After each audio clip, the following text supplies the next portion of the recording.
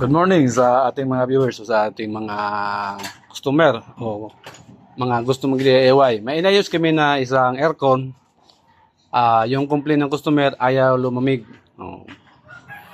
Walang lamig. Bago pa to.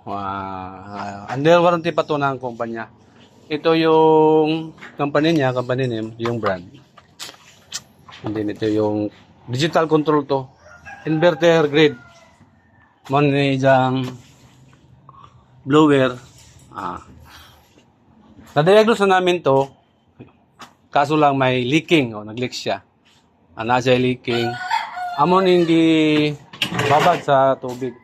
So may leaking siya. Ito yung leaking niya.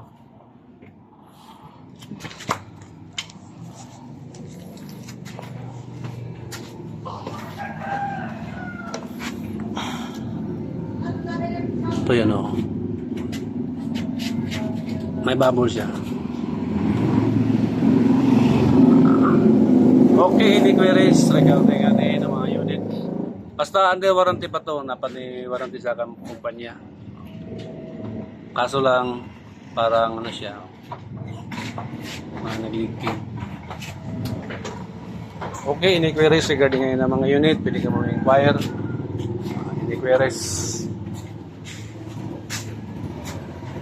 Ito yung brand, digital control to ha. Inverter grid. Yung refrigerant dito is R32. R32 na itong nakalagay dito. Okay, salamat. This is everyone. Have a nice day.